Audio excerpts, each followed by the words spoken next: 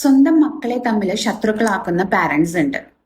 അതായത് രണ്ടു പേരോടും രണ്ട് തരത്തിലായിരിക്കും അവര് പെരുമാറുന്നുണ്ടാവുക. ഒരാളെ വളരെയധികം മോശപ്പെടുത്തി എപ്പോഴും തരം താഴ്ത്തി നിർത്തുമ്പോൾ വേറൊരാളെ എപ്പോഴും ഇങ്ങനെ പുകഴ്ത്തി സുപ്പീരിയർ ആയിട്ട് കൊണ്ടു നടക്കും. അതേപോലെ തന്നെ രണ്ടു മക്കളുടെ ഇടയിൽ പരസ്പരം ഗോസിപ്സ് പറയുക, അതുവഴി ഒരു കോൺഫ്ലിക്റ്റ് ഉണ്ടാക്കുക ഒക്കെ ചെയ്യും. അവൻ നിന്റെ അത്ര പോരാ, അവന് കാണിച്ചു കണ്ടോ, അങ്ങനെയാണ് ചെയ്തത്, അവൻ എന്നോട് ഇങ്ങനെ പറഞ്ഞു, ഇത്തരത്തിലൊക്കെ.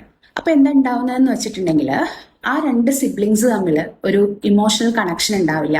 അവർക്ക് തമ്മിൽ ഒരു അഫെക്ഷൻ ഫോം ചെയ്യില്ല. പകരം അവർക്ക് തമ്മിൽ ഉണ്ടാവുന്നത് ഒരു കോൺഫ്ലിക്റ്റ് ആയിരിക്കും, പരസ്പരം അങ്ങോട്ടും ഇങ്ങോട്ടും ഒരു സംശയമായിരിക്കാം. പിന്നെ ഒരാൾക്ക് കൊടുക്കുന്ന കെയർ, ലവ് അതൊക്കെ കണ്ടിട്ട് മറ്റൊരാൾക്ക് ജലസ് ഉണ്ടാവാം. അത് അവന്റെ മുന്നോട്ടുള്ള ലൈഫിൽ ത്രൂ ഔട്ട് അത് ബാധിച്ചേക്കാം. അതേപോലെ തന്നെ എപ്പോഴും ഒരാളെ സപ്പോർട്ട് ചെയ്ത് അവരെ എപ്പോഴും സുപ്പീരിയർ ആയി നിർത്തി ആ ഒരു വ്യക്തി ചിലപ്പോ ഒരു നാർസിസിസ്റ്റിക് പേഴ്സണാലിറ്റി ബിഹേവിയർ ഉള്ള ആളായിട്ട് മാറിയേക്കാം.